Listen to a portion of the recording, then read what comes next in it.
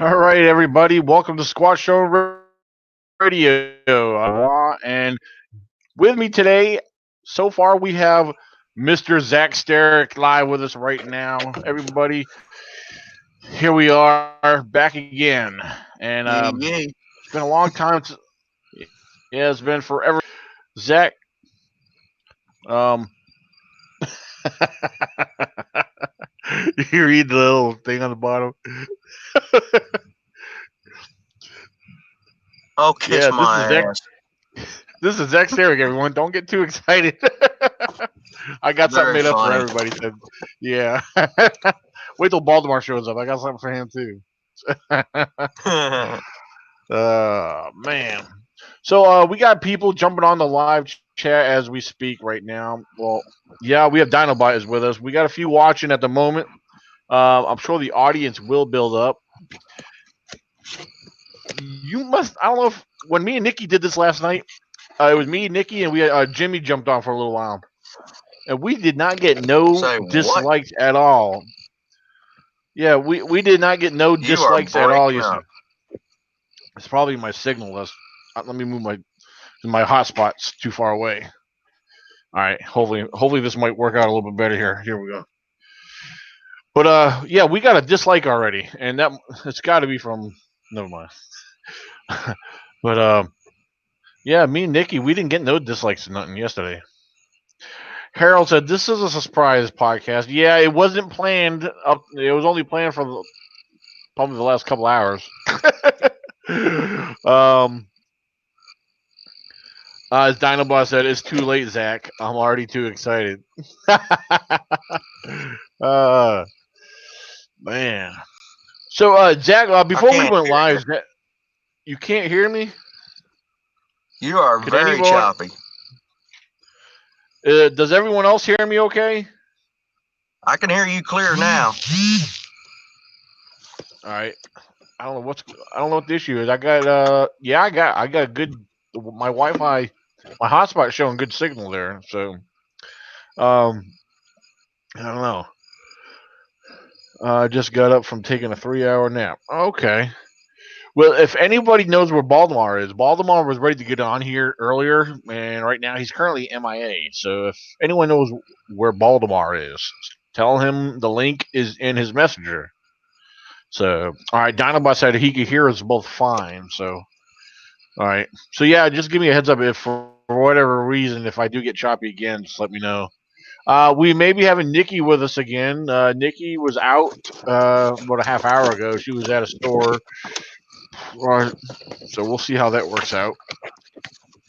Um, so yeah, before we went live, Zach was just sharing with me about he just had a Bigfoot seminar, a lecture here recently. Friday, yeah, this past Friday night, which was yesterday.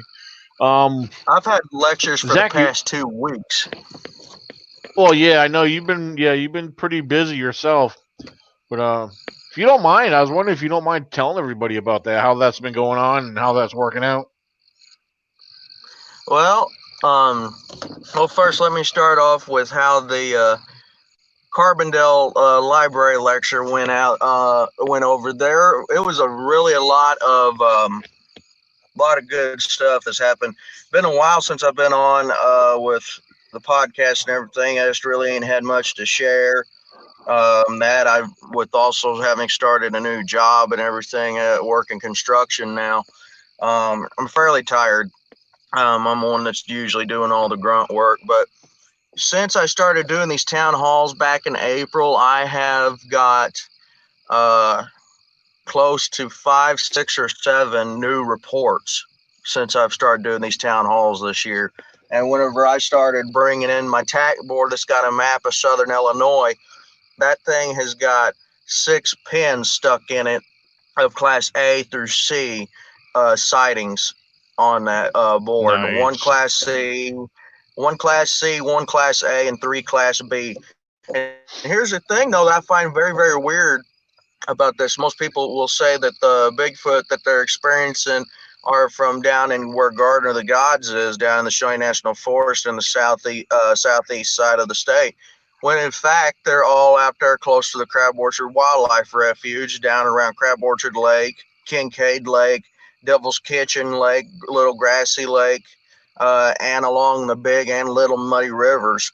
And it's really, really surprising everything, and it's all right there in prime habitat for where these things could be. I've been having a lot of good turnouts.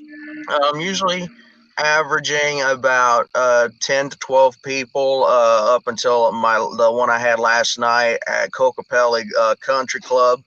There was about 30 or 40 people that come in there, and it was another event. I wasn't the host, I was just the speaker. The host charged $20 to get in, and about 30, 40 people showed up, which was very, very cool. Cool. Hi, Baltimore, how you Daredevil. doing? I'm doing good. How you like our new screen here?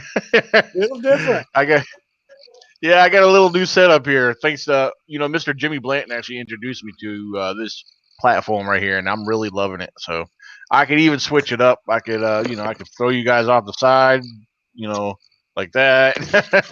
you know, um, put us like this here. So I don't know which one you guys like better, the one with all three of us beside each other. That was good. What do you think, Yeah. Zach? Hey, Baltimore. How you doing? Now, if Nikki shows Exhausted. up, our picture or our screen's gonna get smaller, which that's all right. That's all right. So, but so we'll see. I'm not sure if she'll be able to make it in or not, but like I said, about a half hour ago or so, when I messaged her, she said she's not at home. She was at the store, and so if she makes it home in time, she'll be able to come back in. But yeah, me and Nikki went live yesterday, and we actually had a really good chat. You know, um, so we'll see how that turns out tonight. What helps is the viewers that are watching, if they interact. Ladies and gentlemen, if you are on here, if you guys have questions, I will try my best to watch the live chat. However, please put your questions in capitalizations. If you want your question addressed, put it in caps. Make sure it's all in caps, or most likely it could get ignored. Because my view of the live chat, the words are small, so um, so we'll see how that goes. Harold said he's trying to get Jackson from Australia to tune in. Yeah, Jackson Samuel is a very cool guy. I've been in discussions with him and a couple others. Oh, I do got something to share when you get done. It was a new report handed in to me here about 2 days ago. okay, let's hear about it. Well, the guy is he heard me on Dogman Encounters episode whenever I was on there with Vic Cundiff this last year, and he contacted me, so and so. We introduced ourselves to each other, and he says, "I have an encounter that I want to share with you, but it's not Dogman and it's not Bigfoot." And I said, "What's your story?" This guy is ex-military. He was in the Air Force, and this encounter happened about 31 years ago. He said, and it took place in around Atlanta, Georgia, and he currently lives in Las Vegas now. Retired from the Air Force, and what happened was him and his platoon was out doing night maneuvers and doing field ops. Daniel, whenever you was ROTC, undoubtedly you guys did night maneuvers and stuff like that, so you know what I'm talking about. Well, yeah, we didn't do the night ones. We did them at the army bases during the daytime. So Yeah. But what happened was this was about midnight. He said he was on watch. He was in his foxhole. Everybody else was spread out around him and asleep in their foxholes that they dug. And he's sitting there getting close to his time to go and be relieved. And he feels something watching him. And he looked over, he turned his light, and he said there was something standing there about 5 to 6 feet tall, and it had like a yellow eye shine. But here's the thing: It was completely hairless and it was white skinned. Really? And he sat there and he watched it, and that thing, it's just standing there peeking around a tree at him. He racked his M16, put a magazine in there, and racked the round. And the thing ducked behind the tree. And about 5, 10, 15 minutes goes by, and he hears movement on his 6 o'clock. And he looks around, and there's that same thing standing there watching him. And that thing is closer this time. It's about maybe 10, 15 feet away from where he's at. And Did he then it was mention? getting about. Oh, I'm sorry. Go ahead. Go And ahead. I'm then sorry. I didn't. and then the guy that's supposed to relieve him comes up, and the thing takes off. And he Yeah. told me Did he he mention? asked for my Go ahead. I'm sorry. I keep cutting opinion you. on what it. You're fine. No, he asked me what my opinion on what he encountered was, and he gave me a description of what it was, and it automatically sprang to mind, reports of a Wendigo. And him and me really got to talking, and I said, this thing, way you're making it sound, as it was stalking you and saw you as potential prey. And evidently from its reaction from him racking his rifle and loading it up and racking around, it really, struck a nerve with this creature that it's possibly had some kind of past experience with firearms, and it puts two and two together that a firearm is bad news. And I told him the way this thing was, because this thing was coming up and it was stalking him from the sides and from behind. I told him, I said, that is a predatory instinct especially with felines, like in India and Sri Lanka, tiger hunters, and like with any big cat, you do not want to have a cat around you, because a cat will go and stalk you from the side or the back, but they won't ever look you in the face when they're stalking you.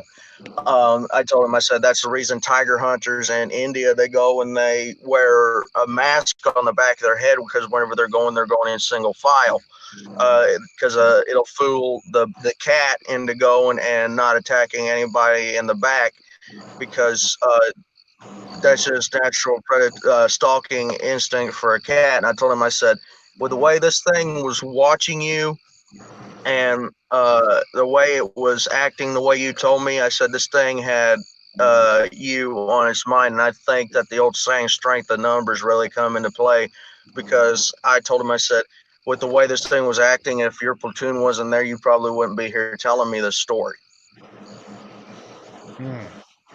Waldemar, what's your take on that there? I never heard of anything like that. I haven't heard of anything like that before. Something white like that.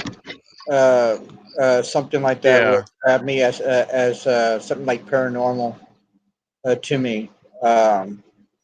So I haven't heard of anything that's white that would do that. I've heard of white Bigfoots and things like that, or Yeah. maybe a juvenile that the coloring was a little off. Yeah, but he said this thing was completely hairless, though. He said it looked like your typical gray, with the bulbous head, the big eyes, the lanky body. See, down out here, when I talk to a lot of people, I hear a lot of different stories. That people have actually seen cryptid, like I guess y'all call it. I've heard of a man-like creature with wings and flying. I've heard of that. I've heard of something like a dog man being seen. I haven't seen any evidence like that. Um, we had stories of the big bird out here. I mean, different type of cryptids, but I never heard of anything like that before. One thing that's coming to my mind, could there be a possibility there that, this one of two things? This guy was thrown off, this guy was caught off guard. Uh, you know, didn't have been another human, playing games or lost in the woods, or the other thing, if it was some other type of creature that we associate or consider as Bigfoot, could have been some kind of rare disease. Seeing that, knowing that it's not having no hair, something along the lines of mange. Could that have been a possibility? Or or quite the opposite of what like that rare disease where there's some people that have hair totally covering the whole body of their whole face. That called the Wolfman Hypertrichosis. syndrome. Yeah, is there my question is, well, maybe there's something along that in opposite form. Basically mange, I guess. Like I said, mange. But then again, I don't know. Could have been something totally different. Like Baltimore mentioned, that's bizarre. Like paranormal of some sort. Um, I mean, the live chat. If the live chat has any input, definitely feel free. That there's Uh, interesting. well, he also told me, he said that his wife had a similar encounter with something fitting that description in California. I forget where he said in California, but there's also been a report handed to me by somebody that I know that lives down in Johnson County, Wesley Leeper and Larry Ricard. They and Isaac Smith. They all three of them saw this exact same creature at the same time in the same area out on Heron Lake Number 2, the reservoir for Goreville, and I know exactly the same area that they were talking about because we go down there on the lake and have bonfires all the time. And they all said the same thing. And of course, if it was a Wendigo that he went and he encountered, a Wendigo comes and goes where it pleases and appears where it wants to. And of course, I was watching this deal where Ken Gerhard was talking on In Search of Monsters here a couple weeks ago on their episode regarding the Wendigo. Some people go and associate the Wendigo as a water spirit. There's actually a lake in Minnesota. It's called Wendigo Lake, where, as the legend goes, that the Wendigo will take unsuspected travelers walking along the lake, and it'll pull them into the water and drown them, and then they're stuck there with the Wendigo forever. All right. And the It looks Wendigo like. has been reported. Well, I'm watching the live chat, and it looks like we might have a little possible enlightenment here. Um, both Lem, Celia, and Barb agrees with them. They all three mention the rake. Now, what about that? I'm unfamiliar with the rake, but I've heard of it. So, The rake and what's the your Wendigo are sort of one and the same. They're both seen as both being paranormal. With the rake, it's just something. It's a creature that will go and will manifest itself into a physical form. Some people say him as demonic, and of course hmm, the Wendigo will come along and it will influence somebody to start resorting to cannibalism. Hmm. hmm. Well, well, I Oh, know Yeah, that there. the That, Cree go ahead. the Cree Indians and the Indians around the Great Lakes are some of the first ones to actually report run-ins with the Wendigo. There's been several reports all throughout history regarding the Wendigo.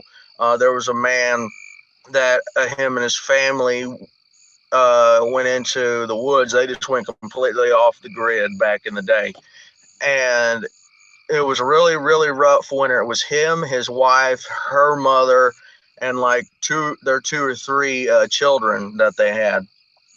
And he returned to town that week, that the next spring, saying, my we all suffered through hardship and starvation and everything.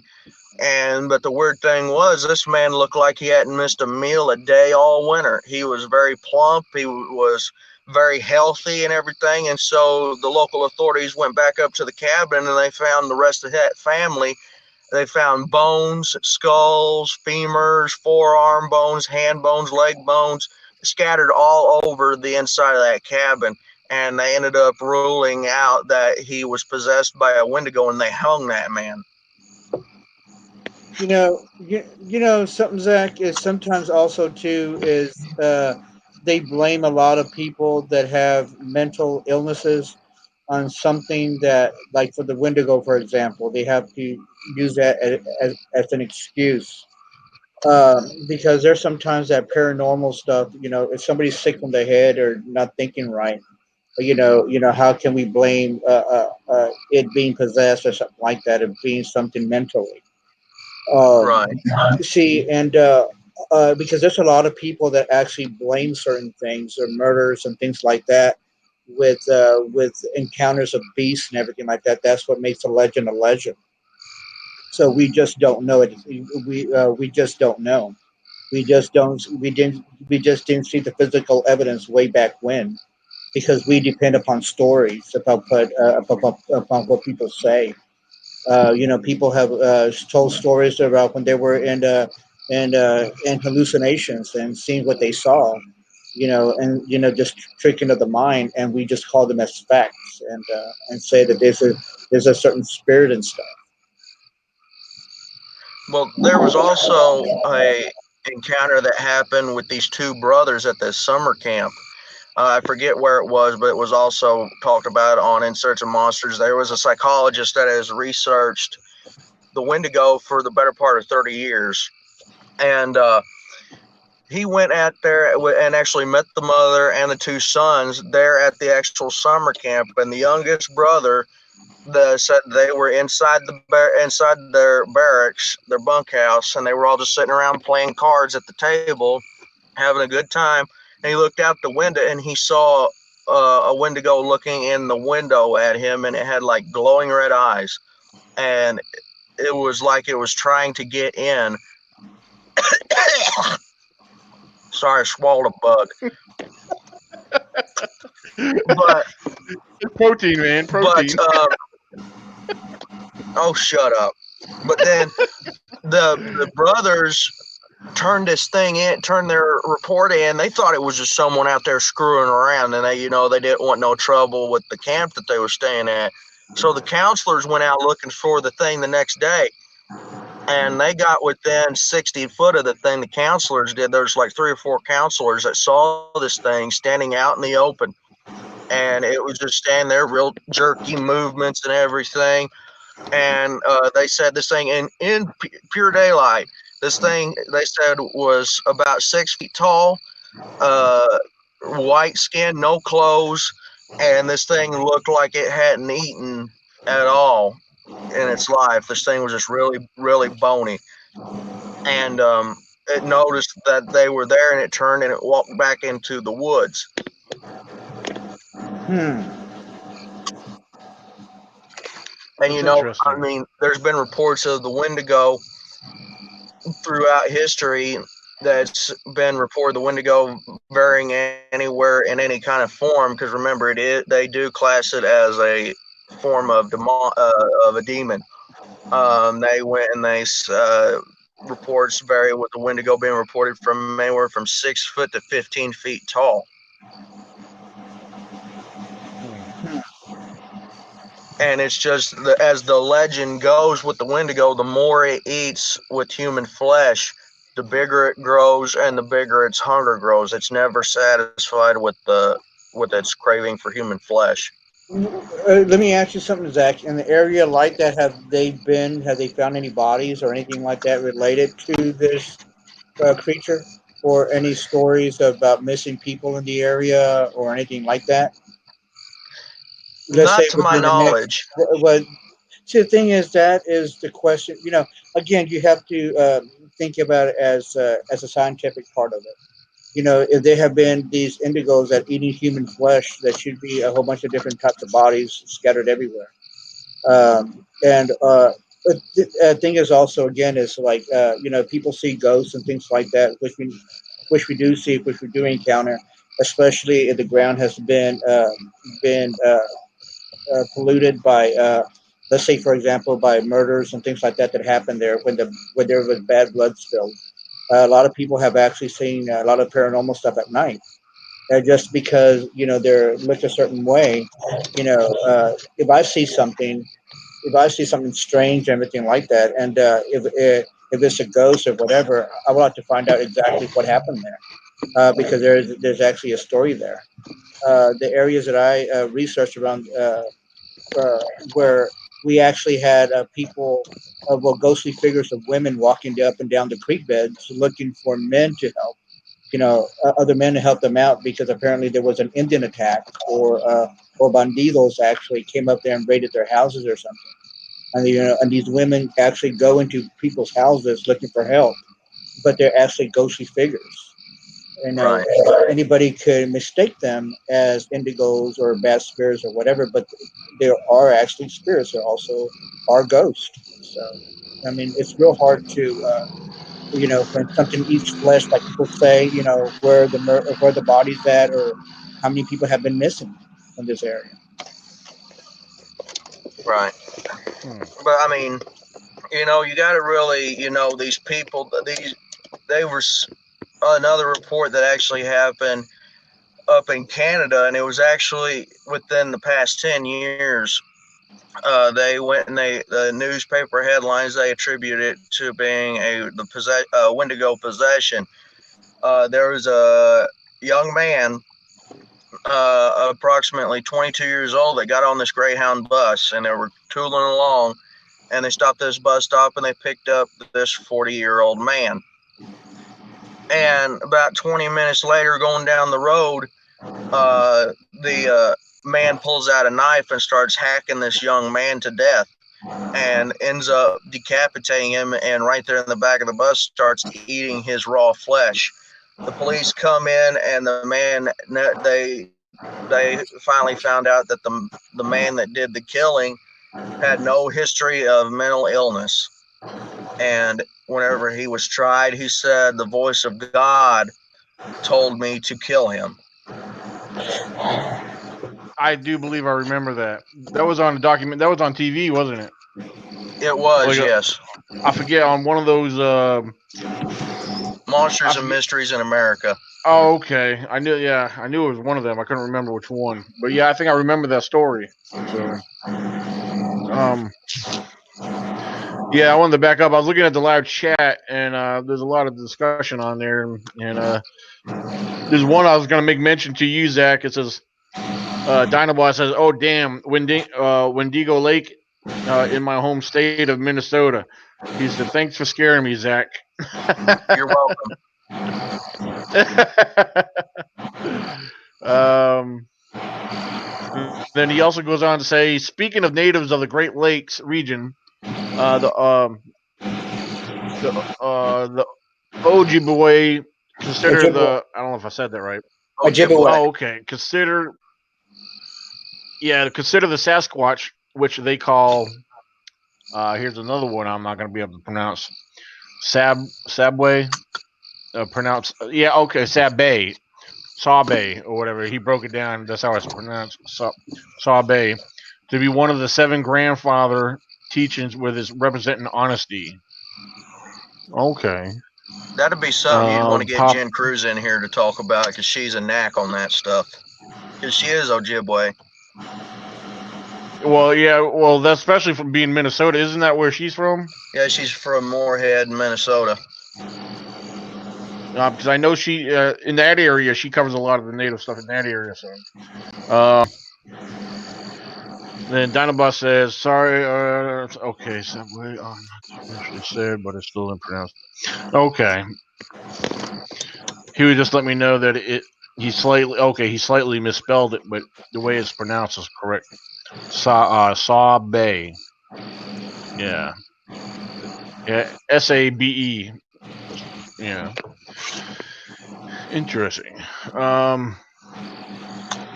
Make sure I didn't miss anything. Now, remember, guys, on the live chat, if you guys have any questions, please keep them in cap locks. There is a question. I'm backing up because this is one I overlooked. And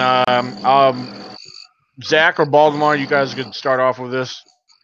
what encounter that you guys have heard think is absolute bullcrap with no doubt in your mind? All right, I'll let you guys take away on that one. You Um, first, Baltimore. well, Wow, you gotta put him on the spot. I, I got I have to say this: the 24-foot Bigfoot. Read I my have to say, mind. it. Yeah. So, I mean, something that massive has to be eating a lot of stuff, a lot of protein, everything like that, in order for it to get that big. But something that big, I believe that it could be very noticeable and very seen with a lot of people. But I mean, there's so many different stuff, but it has to be the and even to the little cast of what they actually had that were actually possum tracks that were actually the people actually said that there were little Bigfoot tracks, but anybody who actually has been around possums and other tracks like that definitely indicates that it's basically a possum instead of a baby Bigfoot, because even a human baby's hands is a lot bigger than what they actually had there. Right. I would have to say those two. Now, for the record, do keep in mind if you haven't heard, it's the latest one was up to 30 feet and 500 years old. I don't know if you heard that part, but yeah, there's a 30 Oh, 30 running foot bear. one.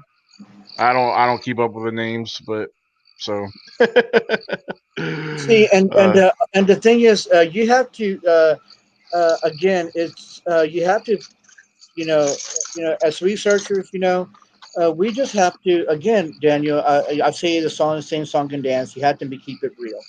You yep, have to make it something that's believable. It's something that sounds believable. Basically, means that it's true.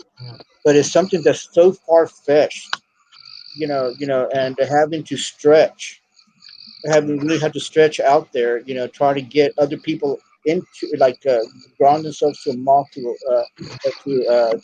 a light bulb, and making all these stories up that they live 500 years and or however old they are and tall, and they speak to them and they give them their Indian names, and the only people that have Indian names are the Native American Indians. They gave each other all these special names. We yep, don't even know anything about these creatures. The only thing that we know about them is that people have seen them. They walk on two legs and they're hairy. That's the only facts that yep. we know so far, and we don't know about anything else. So, And on the live chat, Celia goes on to say, Baltimore. That's exactly the story I was thinking of. How could something that big hide in the eastern forest? So, I mean, Well, I even mean, though, yeah, I've seen driving through West Virginia and Virginia last year. I mean, it is some thick forest, but do I think something can stay hidden in there as thick as that forest is? No, it'd be staying closer to the open because yeah, it'd have to have more room to move around. yeah. Yeah, I mean, because I mean, I get a good view of a lot of Virginia. Because with my job, driving all over the place, I'm in West Virginia quite a bit, different parts of it, and just here in Virginia alone, I mean, I get constant view of all the mountains around me here. And I'm all over. And when I go in certain areas, trust me, I'm always looking. I am always looking. Because you just never know. And I mean, the beauty of the forest and the hills and the mountains and ridges that we have all around us here, it is always breathtaking to me. I know out west, there's northwest. There's a lot. The mountain ranges are a lot larger.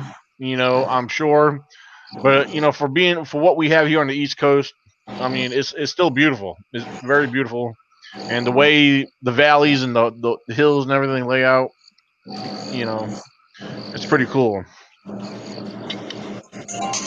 So, um, excuse oh,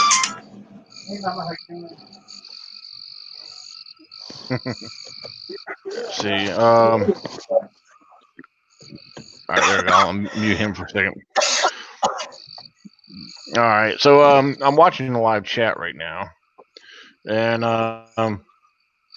Yeah, but as far as the stories, ladies and gentlemen, you know, as I've said in the past, one thing you guys got to keep in mind is when you hear a story or a claim from somebody, even it doesn't matter who it is, you got to take everything with a grain of salt. You can't be quick to accept everything. So, um, yeah.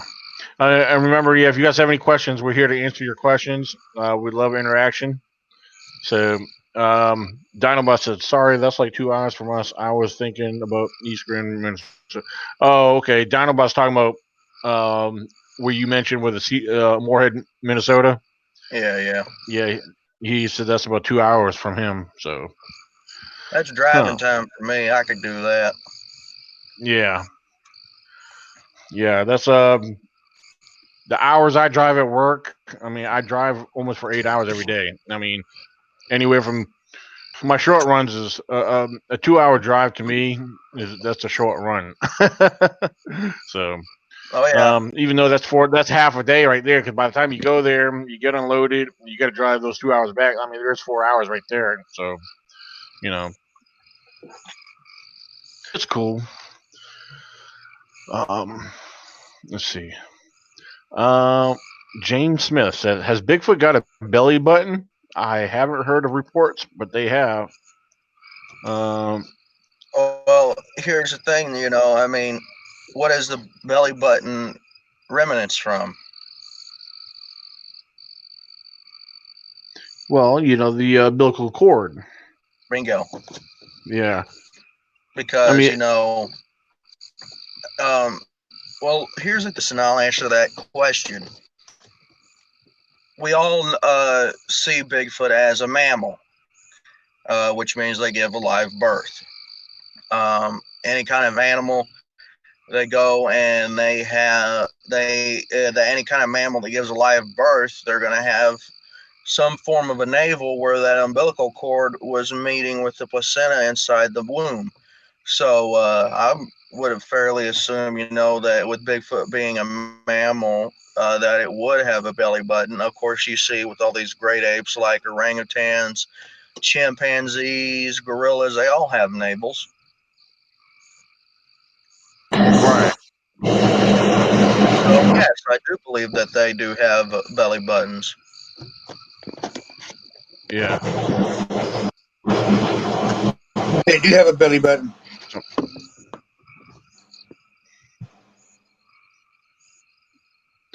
let's see. Hold on.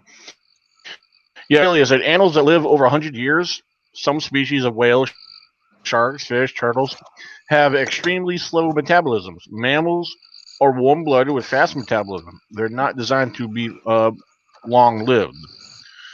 And then Dinobot goes on to say, I'd imagine they would. I don't see why they wouldn't. Um, James Smith said, yeah, I believe they do, just never heard of any sightings of it. So I guess that's something you would have to be very close to really observe that, especially if they got a hairy belly, if for just to see it. Oh, like you, So, um, haha, you can see mine. I'm not that bad. barely.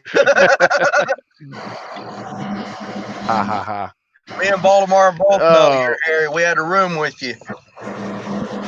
hey, nah, I kept snoring. So, No, you kept me awake by your alarm.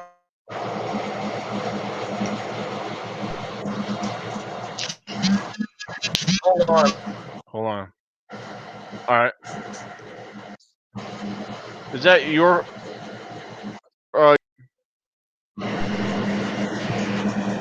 Hello. Oh, Yeah. hold on, Had about 40, 50 hold on. people show up. I made about $25 in donations towards the trip. Yeah, I had to go down to Paducah Hold on one second. yesterday. Oh, Hold they on, I'm had getting a me few. come back down there and scrape those floors for them again. I got in trouble with HR yesterday. Someone told a bunch of bullshit, and my boss called me and HR called me. We had a conference call, and I got Wait a minute. I'm getting feedback somewhere from Zach. Yeah. All right. Right now, it seems like it went away since I took him off the screen. those like the ones you buy at Harbor Freight. I had to Zach. go. When I put him on, I hear him talking everything he talked earlier before you got on. It's repeating itself. I don't see how. Yeah, Zach, you hear me? yeah, we're going down to Jackson, Zach? Missouri for 2 days this next week, Zach, do you hear me? Monday and Tuesday. I don't know. We don't know I yet. don't remember. I don't know. It might be the Wendigo. It went pretty good. Oh There was a Lord, guy Zach. there that actually brought in, went to Larry's House of Cakes and had a Bigfoot cake made for dessert. Told I you. don't know who he's. Zach, what is I going asked the on with you, owner, buddy? Kelly, I said, you guys ever let people deer hunt out here on your golf course? You got a lot of deer? He goes, yeah, we let them bow hunt.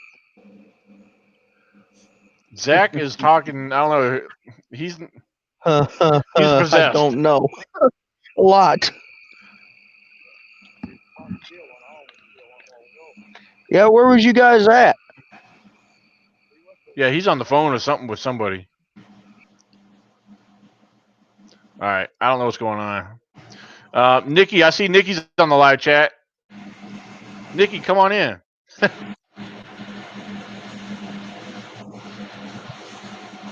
Yeah, I don't know. Zach is in another world talking to somebody.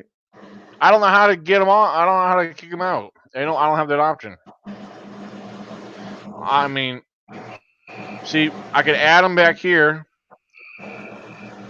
Zach, do you hear me? Zach, testing 1, 2, 3. Reception. Hey, Zach.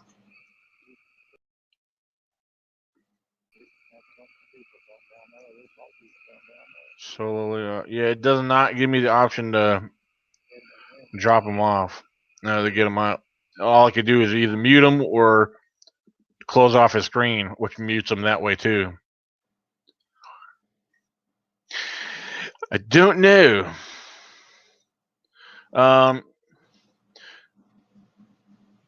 Oh, Nikki said I'm going to eat and watch Captain Marvel. That is a good movie. I actually own that movie. I just bought that this past weekend. Yeah, last weekend I bought that. I was very impressed. I might actually watch it again when I get off of here. I don't know. I really liked it. Captain Marvel was a good movie. So,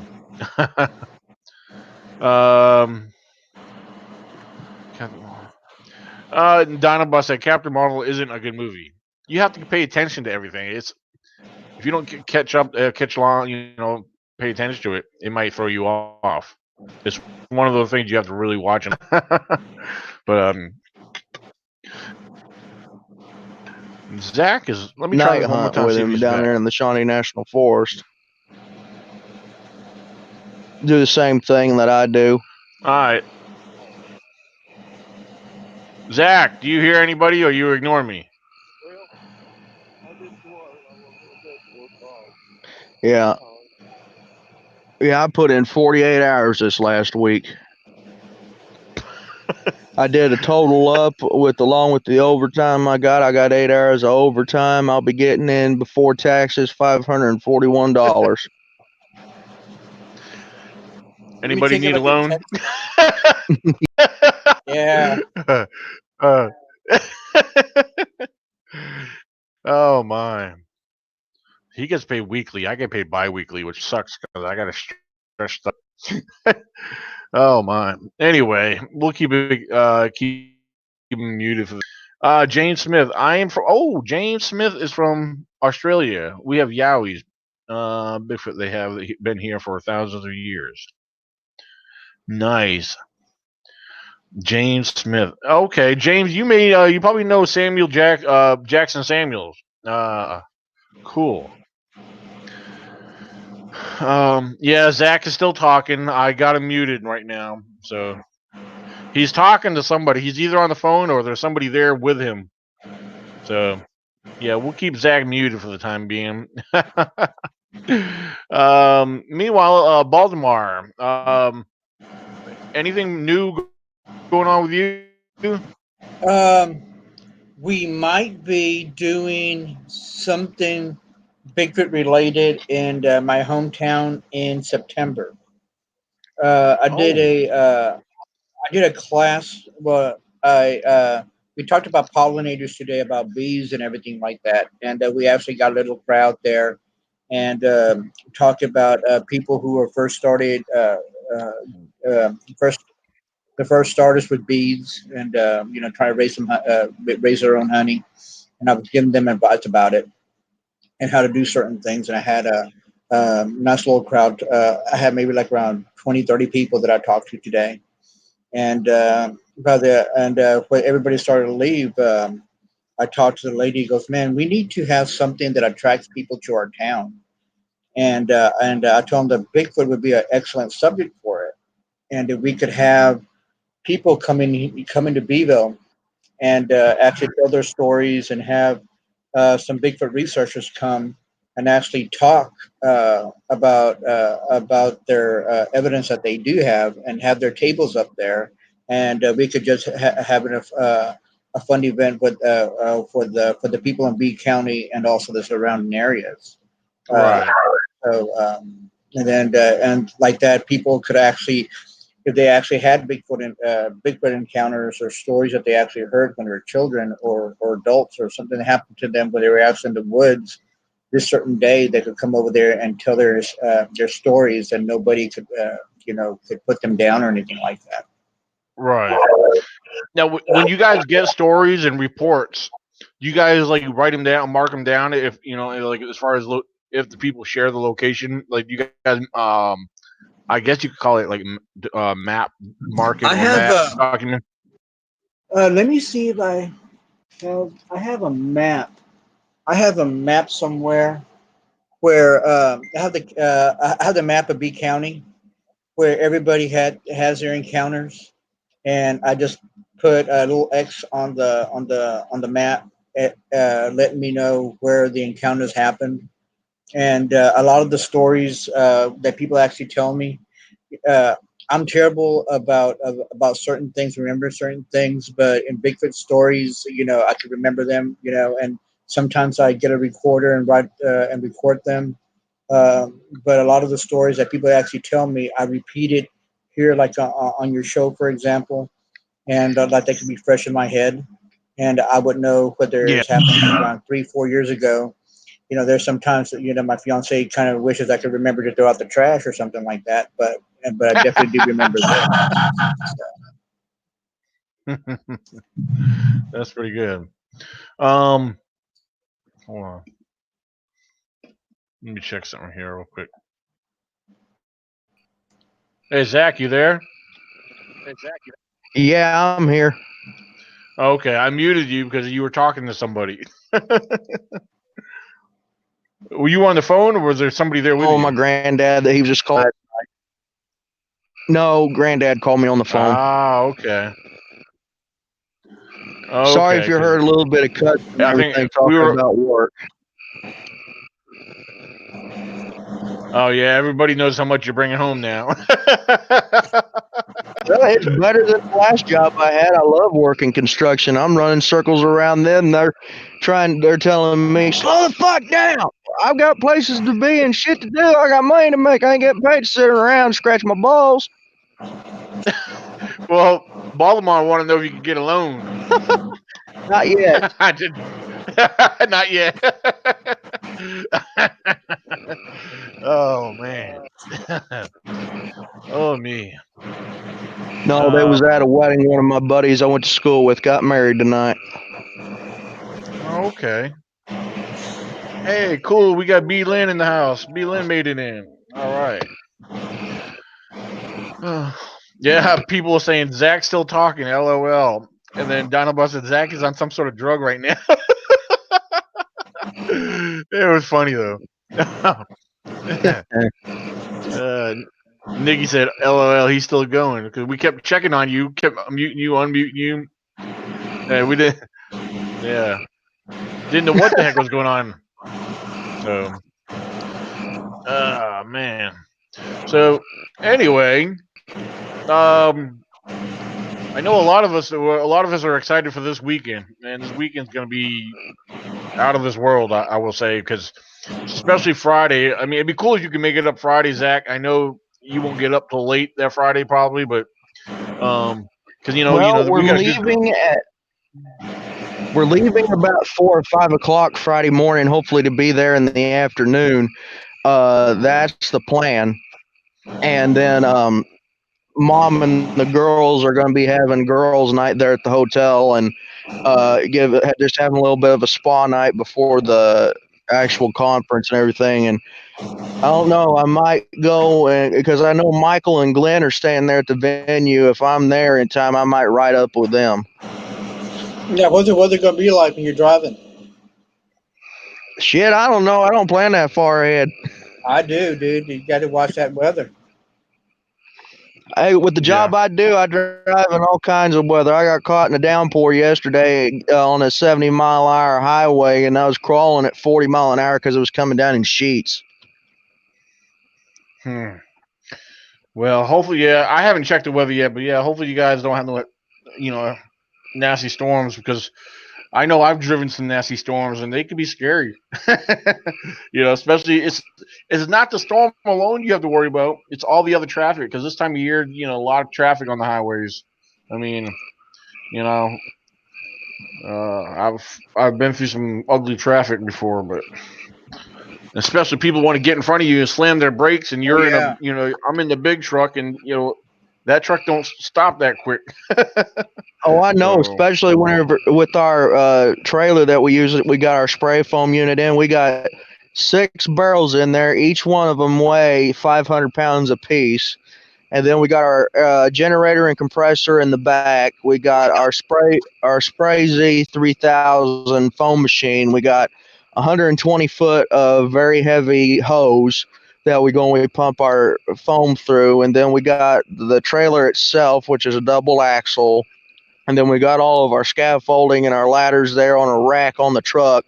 And I'm driving a ton and a quarter Chevy Silverado, towing that thing with the trailer brake all the way up on that thing. And whenever I'm doing 90 mile an hour down the interstate, and then someone tries to get up in front of me and then slam on their brakes, that's whenever the road rage really starts kicking in. I'm like, green means go. Celia is asking, Sasquatch Spa Night, do you come out hairier than you went in? No, Zach's mom and the She Squatchers are gonna be they're gonna be doing a girls thing that Friday night, while the rest of us are out in the woods doing a Bigfoot night hike. So should be a lot of fun.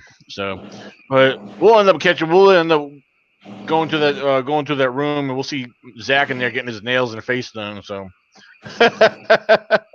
Hey, those things help my feet, man. Hey, my daughter has one of those feet massager, whatever you call it. You fill it up with water, it massages your feet and everything else. Yeah, I Oh got yeah, her one my of those. mom's got one of those. Yeah, I got it for her back in Christmas. Yeah, she loves that thing.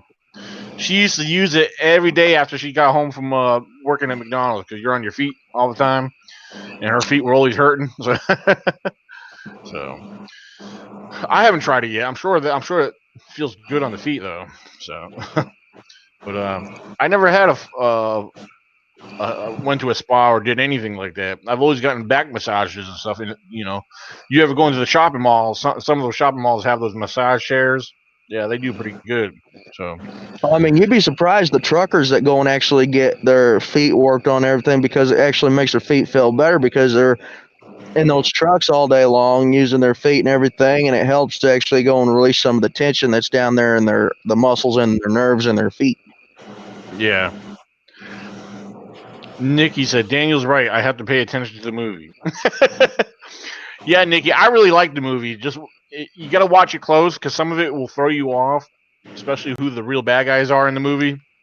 So, What movie who we you talking about? Captain Marvel? Yeah, Yeah, who I you want to see it, but I haven't seen it. yeah who you think might be a bad guy just may not be a bad guy. So that's all I'm saying. So just Oh, it's a good movie. last Sunday, I went to go see Godzilla, and that was pretty freaking good.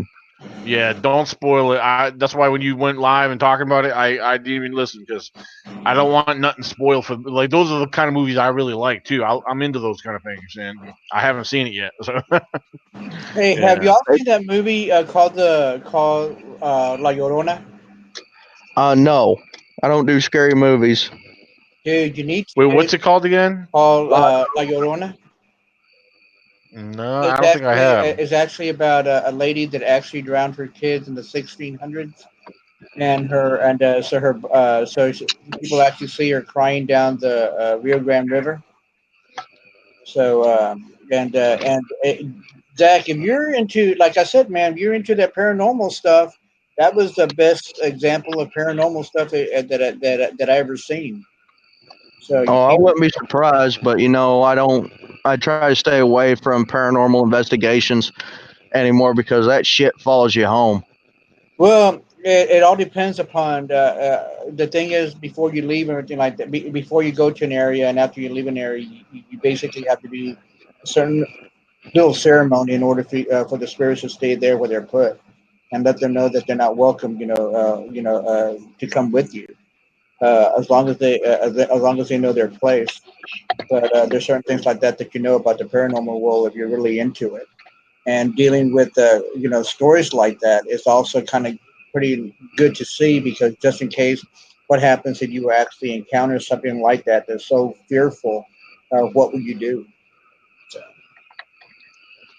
Mm. Yeah, some of those paranormal movies are actually very interesting. I mean, the way they make a lot of them are more of a horror, but then again, most of them are mainly more of a thriller because you don't know what to expect. hmm If it's a good movie, you won't know what to expect. Some of them are kind of predictable in a way, but then again, yeah, the ones you least expect, those are the good ones. When things happen, like whoa, crap, you know. right.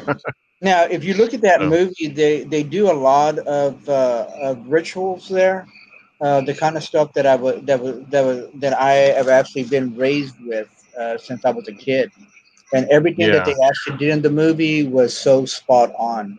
It was just like, oh wow, so this is exactly what they taught us uh, as as we were kids. So even the stories that they actually told about this Yorona was actually accurate, exactly with the stories that they actually told us when we were kids. So that's what, and even though since the 1600s till now, is this legend still lives on.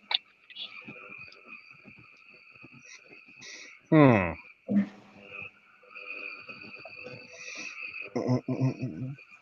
Um. Hold on.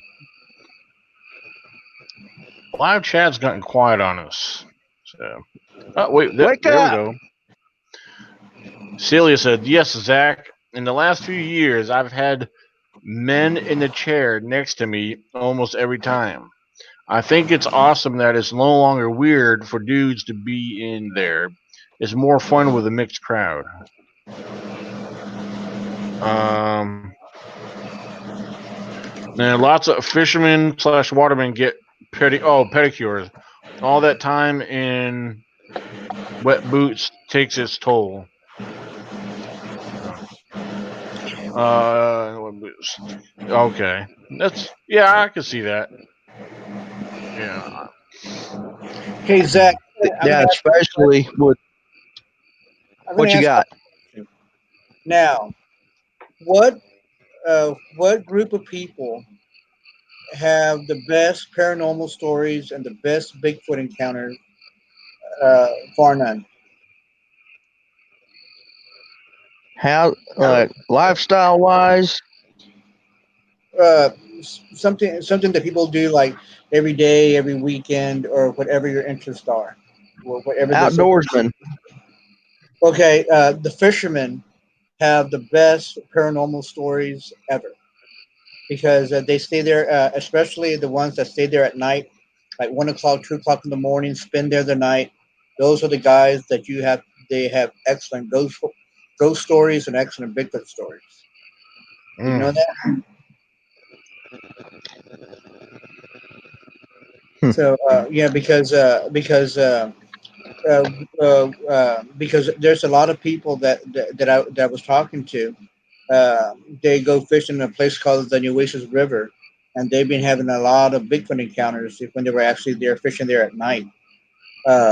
And there was one of them where a gentleman just opened up this Charlie fish bait. He was actually fishing for catfish, and then all of a sudden, he like around 30 yards away from him, he actually heard a big scream, something with big lungs. And the uncle comes up. He goes, "Well, it's time to go." He goes, "What do you mean?" He goes, "Well, he's here. It's time for us to go." He goes, is he going to bother us?" He goes, "No, let's go, and I'll talk about it when we get into the vehicle." And I was talking to this guy, and he was telling me that his uncle always goes fishing and stuff, and especially down this place called Airport Road in George West, Texas. And he would actually have this encounter about something big and huge, just screaming and actually walking up and down the river. And I've been hearing a lot of ghost stories like that and adventures like that about people telling me about these ghost stories and Bigfoot encounters when they're actually fishing at night. Oh wow. Hmm. Yeah, I want to tell you one here, and here in the air that I never told anybody. There was a place called Soquete. It was basically in Spanish means mud. And again, this is the first time I'm going to tell this story. I don't know why I'm going to tell this story anyway, but I'm going to tell it anyway.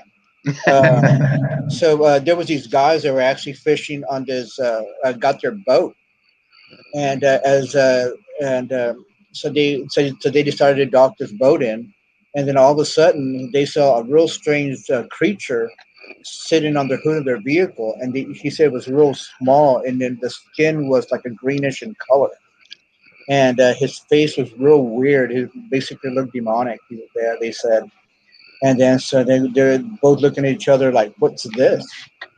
And then all of a sudden these guys when decided to go back into the water little areas hoping for this creature to leave, and so they went back an hour later, and the little creature was still on the hood of their vehicle, and they're going, "What the world is this?" Because again they described it something like greenish in color, and the eyes were real weird looking, real deformed faced and everything. So they decided to go back into the water again, and then all of a sudden they decided to launch their boat because the creature was no longer there. And sure enough, they got the boat up and everything like that, cranked everything up and started taking off. And they said that they smelled the real bad smell of sulfur in the air. And they took off and never Hmm. went back. So we actually went fishing in the same spot uh, because we never heard these stories before. We always thought it was a good good fishing place. So we actually went out there, and it was pretty close to like 1 o'clock in the morning, and I was cooking a late dinner. I was actually cooking some deer meat and some tomatoes and onions and stuff like that, making it into a stir fry. And I had a little fire in front of me, and the headlights of the vehicle right in front of me. And then all of a sudden, I don't know if you noticed when the mist comes from the water to the land, but on this night, the mist came from the land to the water. And all of a sudden, this mist started to turn into a ball, maybe like around 20 feet, between 10, 15, 20 feet from me, just turned into this ball. And then all of a sudden, it turned to this shape. And then all of a sudden, it did the ugliest scream that I've ever heard in my life. And then it went towards their direction, and sure enough, there was a fence there. And then all of a sudden it went over the fence and it landed, and you could actually hear the thump where the thing actually landed and took off, but it wasn't a Bigfoot. It was just nothing but a big old ball. So we just cut our fishing lines and everything like that, and took off, and we just left all of our some gear there and everything. We just took off in the area, and as we were driving home to this area, there was nothing but all these black cats jumping on the road like they were rabbits. Never Wow, happened. Yeah. that's very bizarre right there. The Hmm. little green creature, it almost sounded like to me, almost sounded like it was like a goblin or a gremlin, something Exactly. weird, you know? Yeah, that was exactly Yeah. what they Uh, described it as, and I'm going, man. I mean, it was again, a lot of stuff happens at night, and a lot of stuff happens to fishermen. That how can we tell these stories to anybody who doesn't think that we're weird? We're strange. So, well, you're definitely telling it on the right podcast. yeah, we, sure. I definitely won't think, it doesn't matter who it is. If somebody comes on here and tells a bizarre story, um, I'm not gonna, if it's something I never heard of, I mean, yeah, I'm gonna think it's, regardless if I think it's bizarre or not, it's always gonna be awesome. Right. You know, There's like one for example, story, Baltimore, that I want you to tell, and it's the same one that you told me on the phone probably about a month ago. Back whenever you were still working at Burger King, that you told me about. Oh yeah. Tell that one. Daniel, do you know the one I'm talking about? I'm not sure. I don't Okay, know if then that's he good. told me or Then not. that's good. Then Baltimore, I want you to tell that story. Share it with us, All right. from beginning to end, word for word, what you told me. Okay. I have to. There's two stories that I'm actually going to put in. This one that Zach was talking about, and another story. In B County, there used to be this restaurant, and this restaurant was pretty close to an overpass. And this person comes in, and he was like dressed in some raggedy clothes, like a hood, like some kind of gray looking attire with a collar on there, and he had a hat on, and he walked inside the restaurant and sits down, and he was looking for the cook, mentioned the cook's name. So he was real strange, didn't show his face or nothing. So the cook looked outside there because somebody said, "Hey, this guy's looking for you." And he looked at this guy, and this guy comes up. He goes, "I don't know who in the hell that guy is. I don't know how he got my name." And then Yeah, so he came up there and he asked him what he wanted on the menu, and he pointed at the menu, and he started eating the food. And then so when he was done, he got up and walked out. And the manager and the owner to the place tried to stop him. The waitress tried to stop him and goes, "Hey, you didn't pay for your food." And something that the guy was wearing just came off, and this thing opened up his wings and just flew over the overpass. So I told that story to tell this story. Um, when I was working at Burger King, the police was there and wanted to know if there was anybody inside the building. I said, no, the only people inside this building is us. He goes, are you sure? He goes, yeah. He goes, so I goes, all right. He goes, there's nobody sitting down over here. No, sir. He goes, there's nobody sitting over here. Look at the chairs. Everything's up already. So we just mopped the floors and everything. He comes up. He goes, all right. And then all of a sudden, another thing came back again, and the police came back there again and wanted to know for sure if there was nobody sitting in our lobby area. And I said, no. He goes, nobody's sitting in our lobby. He goes, he goes, what's going on? And nobody told us what was going on, or anything like that. So we just left it. So I was throwing out trash, and all of a sudden I saw these black dogs that had red collars around their necks. That's the only bizarre thing that I saw. And as I was going back to there, another police officer came by like around 30 minutes later, asking me the same thing: "Is there anybody inside our building?" And I said, "No, there's nobody in our building." So I didn't think nothing of it. Went home and I got a phone call from my grandma, and she comes up and I asked grandma. My grandma asked me if I saw anything strange there. What are you talking about? He goes, well, my friend has a police scanner. He goes, really? He goes, yeah. Because what was going on was people were as they were going to the drive-through. that they were actually started seeing this real strange man with a funny hat, and the face was he did not look human at all. And not one person saw it, like around 3 or 4 people actually saw it and actually called the police department and let them know that there was this real strange creature thing inside a Burger King. So, and then to this day, we Wow. don't know what it was. Yeah. So apparently it could talk because it, like you said, originally it had asked for somebody, right? Exactly. Yeah. Huh. Tell the one about that happened at the dance barn you told me too. Well, again, it's there was a place called the Flores, and little the Flores in Spanish it basically translated to be for the ladies, basically for the young beautiful ladies. That's what the Flores were, and there was a dance hall, and so there in this dance hall, there everybody was dancing, everything like that, to music and everything, and apparently this man comes in, and real handsome man, they said, and they started. So he started dancing with one of the ladies there, and was dancing a few songs and everything like that with him, with her. And for some reason, she started feel something weird at his feet area, and he looked down, and the man had uh, a hoof on one leg and a chicken's foot on the other. Real strange. What? Yeah, this is a story that it was. Apparently, that they got this certain thing, and they cornered it in a corner, and all of a sudden it started.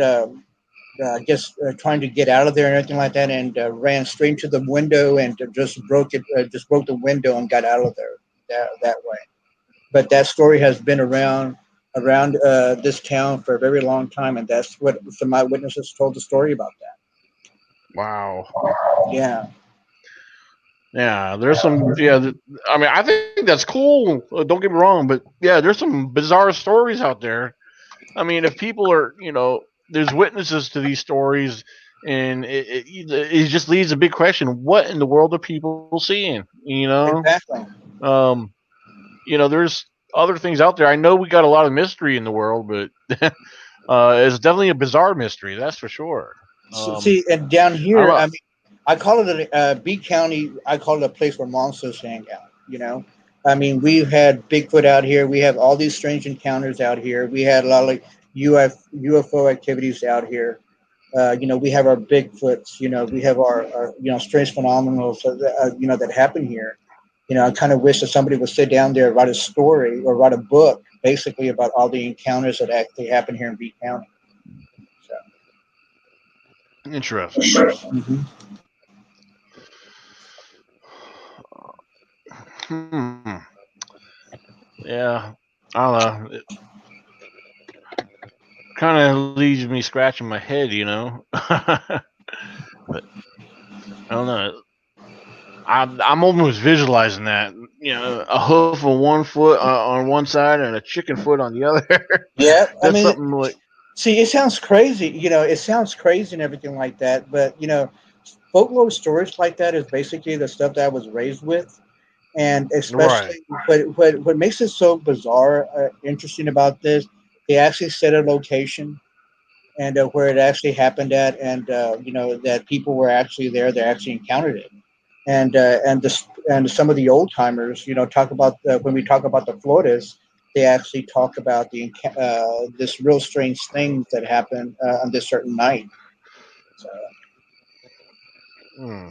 the thing is, again, we just don't know. Apparently something like this would happen in the paranormal world, or and stuff like this. We just don't understand what it is or why it actually happens.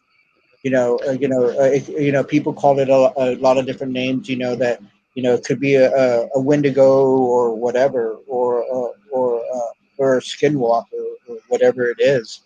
You know, Again, that's a great mystery about everything. We just don't know. All we know Right. is the certain stories that they tell us.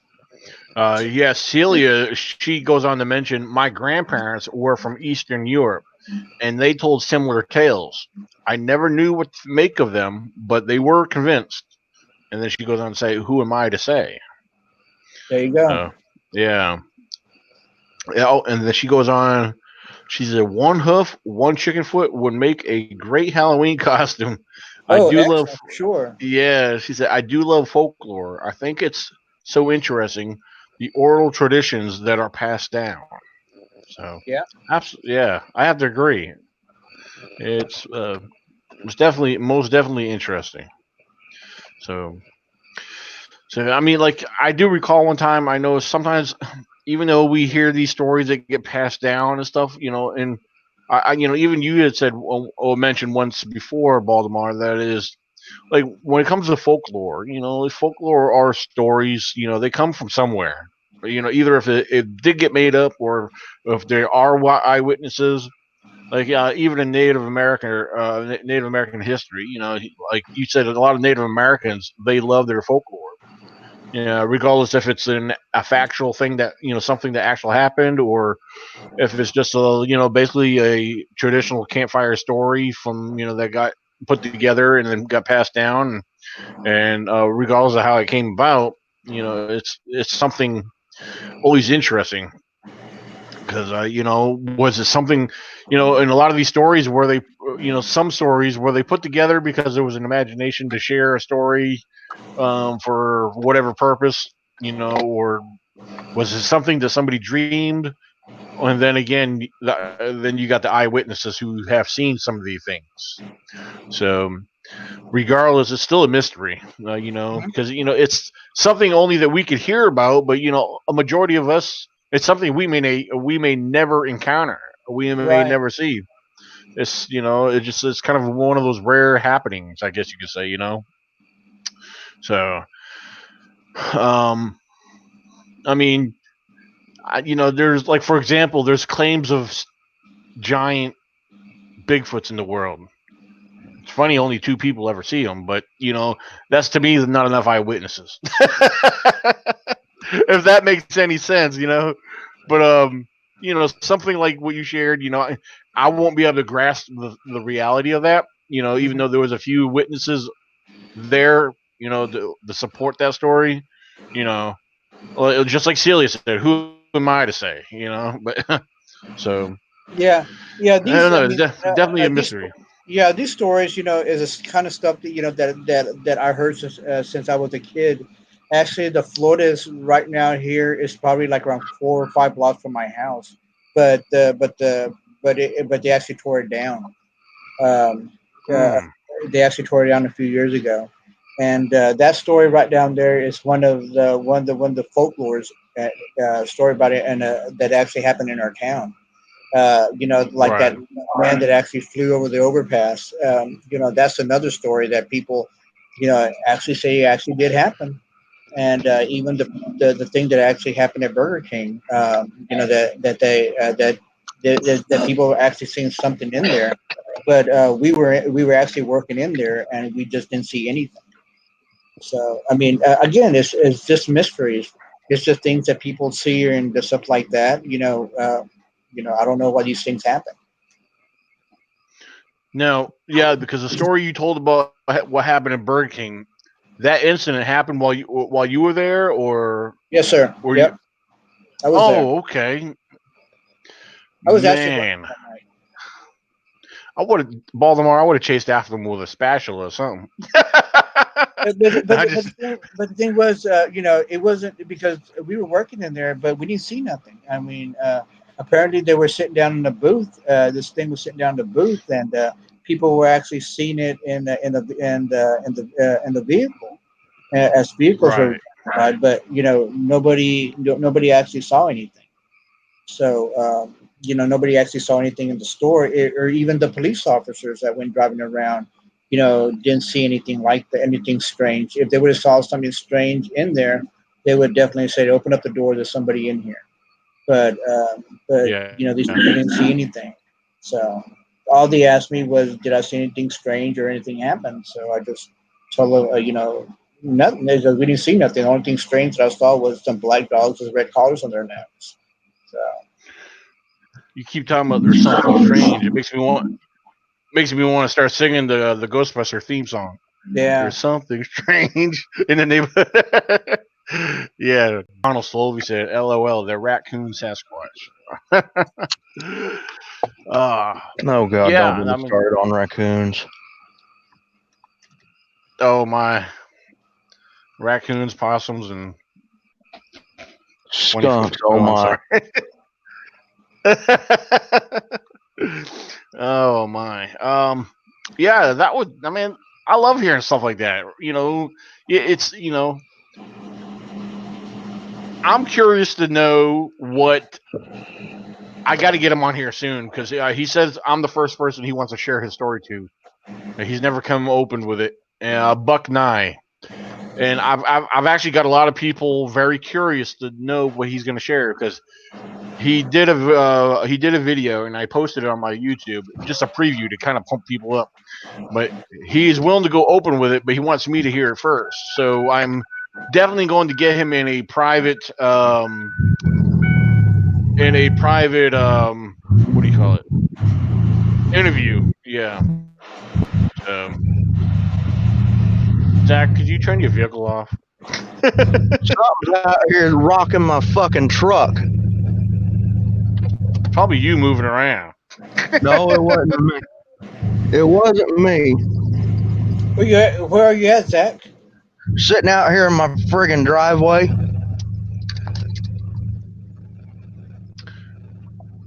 I was gonna say yeah, Turn your because lights, you're turn your lights until you see some shadows. you should keep a spotlight in next to you. Well, I don't know if it, because I know there's a lot of trash that the guys from work throw in my truck. I didn't know if it was a coon or something, but I turned my cargo lights on. I couldn't see nothing. But something hit me and there's no wind, but something rocked my truck pretty friggin' hard. You don't think your brother is messing with you, do you? No, my brother's at his dad's. He's at Street Nationals right now. Yeah. Mom's at work. Oh no, you there by yourself? Yeah, I'm here by myself. Oh wow. Rob C said Zach, Bigfoots do that. They do. Well, I here's something interesting. I've heard a story in the one particular area that I camped at. Well, I didn't camp there alone. I was camping there with Greg Corbin and his son one time, and after sharing the location and what we found behind our camp, we found the short trackway. And after sharing that with the old gentleman that I used to work with, he says, Daniel, that's the same spot where something rocked our trailer. And I said, what? Yeah, because he told me about this, and I didn't know exactly where he was talking about. But when I explained the very spot and location where we were, he said that's the same place where something around 2 o'clock in the morning hit the front of our trailer. It shook the trailer. He said he came running outside of the camper, he had a pistol in his hand. Of course, it was dark out. He didn't see nothing. But went back inside. It was quiet. 5 minutes or so later, boom! It did it again. Wow. So something was pretty active messing with him in that area. Now perhaps it ran behind because like right there behind that camp, right before it drops off, there's bushes and trees lined up. And you go behind that, there's kind of a trail that runs behind there. Right behind there, it drops down to the creek. Now, just from up there, if you go up the creek a little ways, there's like there's an opening. It looks like a dry creek bed, but it's all rock led. It's a crevice that's opened up. Like you could go up through there, but yeah, there's an easy access way to go deeper into the woods right up behind their camp. So something either was down there behind there, hiding down by the creek, or just behind those bushes back there.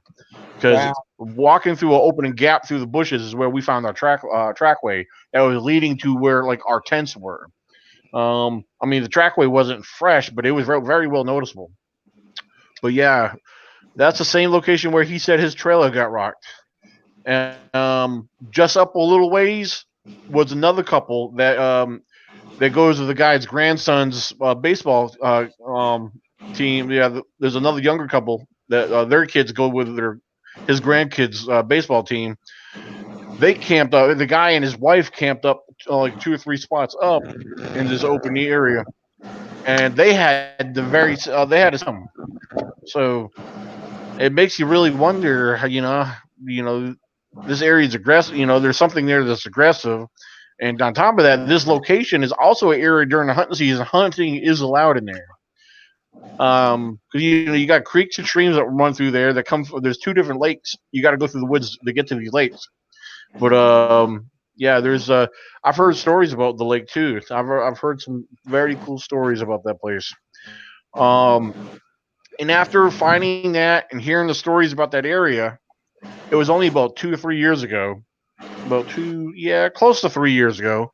I was in my research area, and there was, I forget, it was during the hunting season. I was down at I was coming from the lake, and I ran into these guys, the young guys, in a pickup truck, and I think they saw my shirt. They started talking to me and everything, and one guy pulls out his cell phone, shows me these pictures on his cell phone, and the snow was probably only about 3 or 4 inches thick. Right on the side of the road, he showed me a whole trackway of these tracks that looked probably about almost 18, 20 inches long. And there's no mistaking. You could see them clear as day, the shape of them and everything. And these guys took a picture of it. They had this good picture on their phone. And I had asked, I said, where did this come from around here? He said, no. He named the exact location, which publicly I'm not going to name it out loud because there's a lot going on up in this area. But this particular area, he named it, and my jaw just about dropped off the ground. It's the same area where we found our trackway, the same area where the campers got their trailers knocked, bumped, you know. So this trackway, there's something definitely inhabiting that area, maybe more than one. So, but Now, I definitely want. how late was the most recent encounter there? Uh, well, I personally haven't heard nothing recent. I know bear hunters have actually claimed to see squatches up there, and I find that incredible because bear hunters, if that's all they mainly do, they know how to identify a bear. So if they're seeing something different, they're gonna know it's not if it's a bear or not. Because these bear hunters seen one standing kind of almost peeking behind a tree, half midway out from the tree. Partial, like a split. Like part of the body was behind the tree, the other half was sticking out. Right. So I haven't heard nothing recent. The most recent thing, like I said, it's probably 3 years old right now. So, Right. So Hey, Zach, what's not going saying on nothing's now? been happening up there, but I see Zach moving around. yeah. Hey Zach, do you hear us? Yeah, I hear you. Yeah, what's going on there? Oh, okay. I'm just a little fucking paranoid right now. Okay, Chubb, what's going on? Nothing. All the animals are still croaking and everything. But what set me off at something was out here screwing around. And here, I'll turn my camera around. Right there is our dusk to dawn light that's sitting right there on our garage. That thing only kicks on whenever motion is going. That thing blinks off and on because it's got a faulty wire in it. But that thing will kick on full whenever something trips the sensor. And that thing kicked on bright and then kicked right back off. And I mean, I walk past it and it doesn't really kick on. So it has to be something that's been in there really for a good moment to really kick the sensor off. And then shortly after that, my truck rocked and everything. And I'm sitting here stationary, not moving around at all, laid back in my seat of my truck. And then something just come and just rocked my truck. And I heard something take off. I didn't. And honestly don't know what it was. If it could have been a coon or something. If it was a coon, it'd been something pretty big because it rocked my truck. And I could run into my truck full football tackle and not even really rock this thing. But this thing really, whatever it was, really rocked my truck. Now, are you staying there by your house yourself? Are you there alone? Yeah, I am. Ooh. Yeah, the only way a raccoon would rock your truck if you're parked underneath the tree and he fell out of it and landed in the back. Because right there is my garage, and then right off the outside the screen is the house. Right.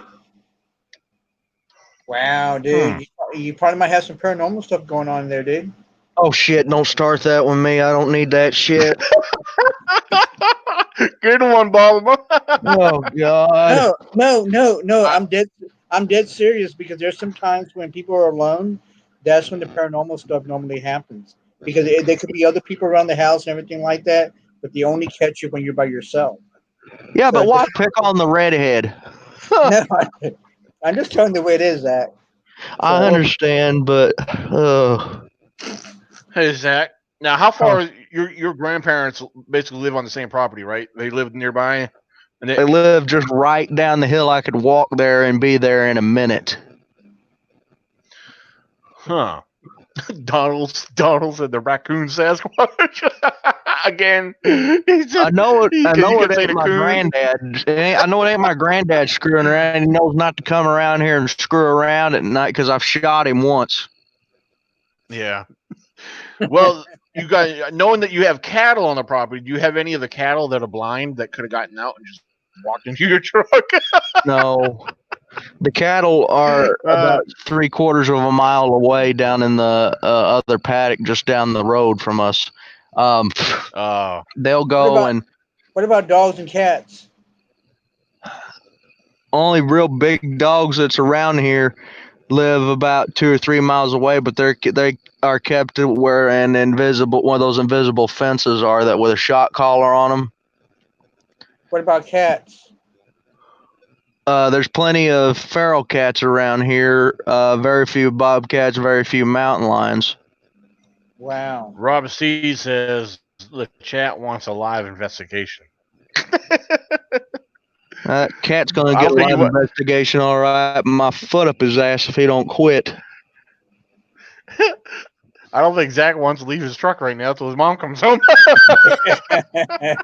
Now, do you have a flashlight, Zach, or anything like that? Yeah, right here somewhere. Wow. Even if you even if you hit your horn a little bit, you probably might scare it a little bit, or you can probably hear it running or something. We got a maniac over here. I'm really freaking leery and everything because these coons are keep coming up in our yard and everything, trying to get in our trash cans. I was sitting here about 2 or 3 weeks ago. John, my baseball coach, called me to go fishing one night, and I'm sitting here with my door open on my phone, waiting on him to give me a call. And I look down, and there is a big boar coon standing up with his front paws on my floorboard, looking up at me, growling Okay. at me. Zach, I have raccoons that come to my house. I got skunks that come to my house. I live in here in town, and they're after they're after the cat food, and they normally wash as I'm looking at them in the porch. They grab them with their hands and just run with it. Well, So that coon that was up here, next thing I saw was that coon flying through the air because I punk kicked the son bitch. dude, he just wants something to eat. Poor thing. He can go get it somewhere else. I'm not very much whenever it comes to going having something to chew on. Harold said, "Don't be scared." Oh Lord. Zach, I've been into some areas, some places that are really, really, um, really haunted. There by myself, and there's certain things that you do, just to get yourself relaxed or anything like that, and you do certain things that that the spirits will leave you alone. Um, Right. yeah, I've actually been touched so many times; it's unbelievable.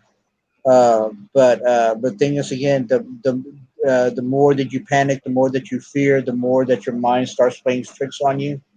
It's difficult to say because you're over there by yourself and you just don't know what's going to happen. But Well, it's real good to stay calm. I got a means of calming myself. I got a bottle of Crown Royal sitting right behind my seat. Oh my. I need a drink. I might have. I might get me some this weekend. Like, if you Keep. take 2 or 3 shots, you may not be able to go inside your house. Oh, that is low. Yeah, Baltimore. We're not there to help him up the I stairs. know. I still remember I tell this story, I'm going to have to tell it again. I still remember down there at the. I remember Daniel was talking about the table moving. I said, "Wait a minute, I'll fix it." I was leaning against the table to keep myself from falling over. I would lean back over and grab that table and drug it back as I was falling over the other way. And then I remember stumbling to the other end of the table to talk to Brian Ingerman and Jen Cruz. Jen Cruz said something, and then all of a sudden the flirt engage in me kicked on, and I started doing that. And then I remember Baltimore pat me on the back saying, "Come on, Zach, it's time to go. It's time to go. Let's go." And then you guys help me in the van. I'm out there stumbling in the parking lot. And then I passed out, and I heard Baltimore going and say, "Zach don't look so good." And I heard Daniel ask Brianna, "Where's that black marker at?" And I said, "Daniel Joseph Benoit, if you draw on my face, I'm punk kicking your ass and watching you skip down the highway." That's all right. We got good enough pictures of you passed out with the teddy bear. Yeah, I remember that. You took that. I still ain't forgive you for that one. What about the fan picture? I thought that was funny. I was sober, yeah. okay? And it wasn't my fault. Ed Brown was the one that was instigating it. Well, Zach, you're going to be in trouble this year. Michael Cook is going to be there, so I know. That's the thing. I can only imagine. That's the thing, though. Everybody except Alex Bob is staying there at the venue. I'm afraid Michael Cook's going to pickpocket my room key. I'm going to wake up, or Mom's going to let him in the room. I'm going to wake up, and he's going to be in there spooning with me in my bed. Oh, my goodness. Mom joking around. She says, "I'm going to let both him and Glenn in the room, and they're going to make a blimp sandwich out of you." And I'm like, "Don't you dare. Because I'm the one that's driving. You're going to walk home." Well, you might have to go share a room with Michael Cook because the She Squatchers and your mom, they might have a slumber party after doing their your hair and nails and. I'll sleep in the tub. Okay, I'll lock the door. I don't care. I ain't sleeping with Michael Cook. I'm scared to death of what he might do. Well, there's 2 nice looking comfortable couches in the front lobby of the hotel, so. Yeah. So. Oh man. Oh my. Yeah, just don't pass out in the swimming pool. I'm gonna be cannonball on that. If I don't go on the night hike, I'm gonna be cannonball that pool. I got my Speedo that I just ordered and it come in. I'm gonna be wearing that. Oh, that's another thing. I gotta find out. I want to see if that pool's open 24 hours. Because if it is, after Saturday night, we should all go into the pool. Because Jen Cruz is talking about. She showed it in the group chat earlier. The chicken fight rafts and everything. I told her she needs to bring them. Yeah, I seen that. Oh my goodness. Well, some places don't allow floating devices like that. Then why are they letting me in there? What? Hold on. I know one thing. If Daniel gets in that pool, 2 things are going to happen. One, the water level's going to rise and probably start overflowing the pool about 6 inches. Or if he goes underneath the water, that water's going to drop about 6 inches because that freaking beard of his is going to soak it all up. Oh my. I'm going to try to do a screen share here. Donald just sent me something. I don't know if I'm going to try. Where's my screen share? Oh, there it is. Oops, let me put that back. I'm clicking the wrong button here. All right, screen shares. All right, let's see what happens here.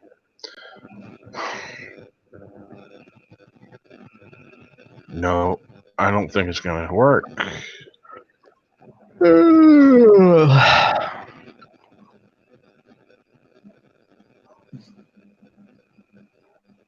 No.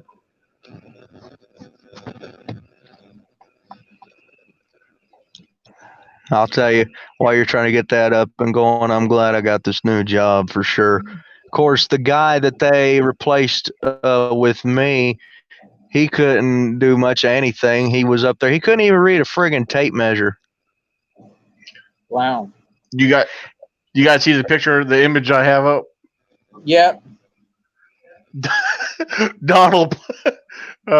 Used to laugh at my ass off. It's the Attack of the Coon Squad. Oh hell yeah, that's a good one. That's what's bumping Zach's truck right now. Smart ass. Yeah, yeah, it might be a ghost. That shoot. I wouldn't be surprised where the county I live in is called Bloody Williamson for a reason. There you go. So, yeah, so the Walking Dead is going to give you. They're going to be knocking on your glass next. Oh dear God. I don't got enough rounds for that. Hold on, Zach. What time is it over there? 10:40. 10:40. Okay, Yeah. you're lucky. It's not the. Yeah.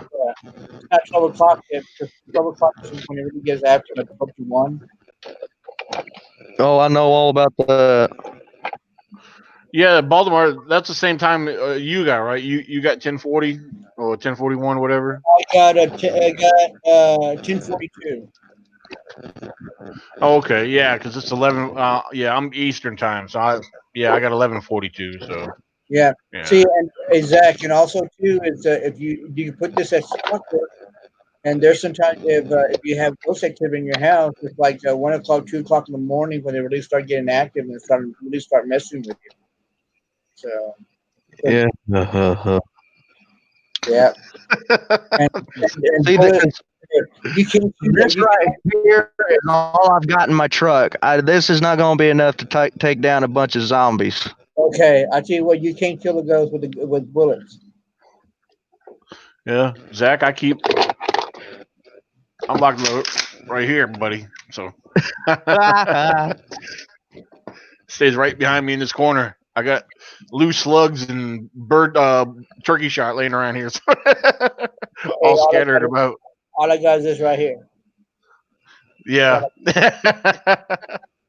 Hey, wait a minute. I do have my pocket knife here. This is one I found by the river one time on the ground. It was just a little dirty and messy, but I cleaned it up. It works great. Nice. Oh, Well, my favorite. I'm gonna call it a night because my battery's going dead and I got shit to do. I still got paperwork for work next week. Yeah, this is my favorite one right here. Yeah. Hey, Yeah. Zach, It looks like I a never used it. shiv. hey, be careful, What's that? Zach. Make sure that you be careful going inside your house, so you know you don't want to see no ghosts or no raccoon squad getting you. I swear, this knife right here, this one here, this Bowie knife feels like it weighs about 10 pounds alone. It's nice, heavy duty steel, steel blade. So, yeah, I don't know his real name, but on Facebook, Ameswell Missalot. That's the name he goes by on Facebook. He made this for me. So, yeah. Oh, Well, I'm so, calling it a night, guys. I got shit to do. It was fun. yes, absolutely. I'm glad Baltimore shared the stories that he did. I found them very fascinating, and it went pretty well. I think we all had a good time on here. It is Saturday night. It's late for a lot of people, so we will call it a night tonight. And everybody on the live chat, thank you guys for tuning in, and don't forget, take advantage. If you're not subscribed, go ahead. Please feel free to subscribe. And on Facebook, if you guys are on Facebook with me, you guys will see me do a few more posts for the event coming up this next coming weekend, June 29th. Yeah, the ECBRO Annual Virginia Bigfoot Conference is going down. For those of you who are coming out for that, if you guys want to join us for the night hike, June 28th, around 7 p.m., we'll head out around 7 p.m. We'll go out for a few hours to a local area and see what happens. And don't forget, there's also a week-long Bigfoot camping expedition immediately right after the conference. For a week long, there is a small group attending that. Anyone else welcome to join? It's primitive camping in a very remote area. No phone service, no electricity. So it's very squatchy. So come on out for that. I'm looking forward to seeing you again, man. It seems just like it just seemed like yesterday while I was staying there at your place. Time really does fly. Oh yeah, absolutely, absolutely. So, Now, the but only good part about it is I won't have to sit there all night and listen to you snore and have count all your alarms to wake you up. well, you know what was hard because we stayed up so late though. We had a good time because like after we picked Baltimore up from the airport, we were all excited, sharing, looking at photos and talking about stuff, shooting shit, and we just lost track of time. And next, we got to go to bed and wake up in 2 hours. It was crazy, but it was good. It was pretty cool. But Hey guys, one thing we, I gotta huh? show you something. Can you? Well, I don't know if you can see that or not. Got it on my phone. Uh, it's this very thing that somebody actually caught in a trail cam. It is pretty. It is pretty neat. I Hmm. never seen it before. He has it online here in the Bigfoot page. Something hairy, and there's like a face and a. You can see that. Hmm. Yeah, I can't make it out here. It's just on the screen. It looks like it's glowing for the because of the screen. Yeah, but it's pretty wild. So I don't know what that is. Somebody Huh. caught it in a trail cam. So I Oh, gotta okay. I gotta do some investigations on that. Yeah, if you can, I'm just curious. If you get a chance, send it to my Facebook Messenger. I'd like to take a look at that. Okay. Um, but one thing I thought Mhm. about doing, I think it would be cool. I've always wanted to go down, down to Texas and visit, down there.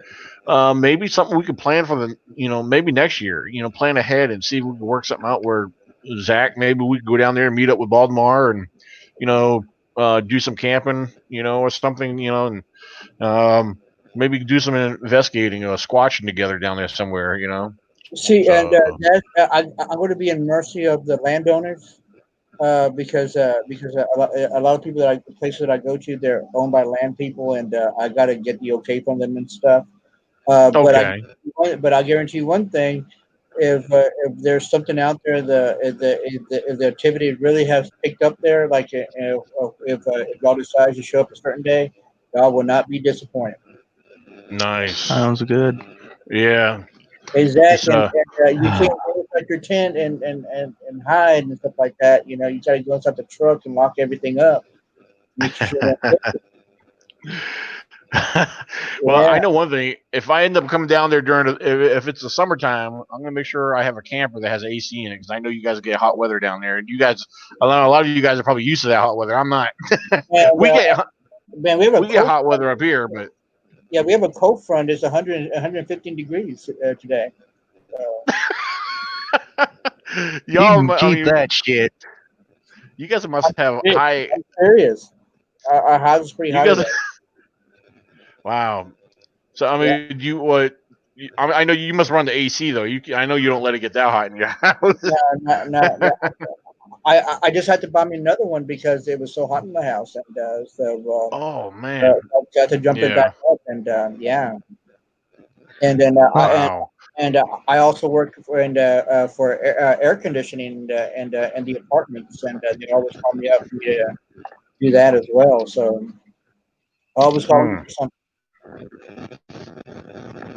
Yep. All right, guys, I'm gonna call Mm-mm. it a night. All right, sounds Yeah, me good, too. All right. everybody. Thank you guys for watching Bigfoot Zone ECBRO. Don't forget to subscribe and share the video, and don't forget to give us a like as well. So, guys, have a good night. Keep it squatchy, and Check you later, folks. All right. ready. You're off. All right. Hold on. It's going off.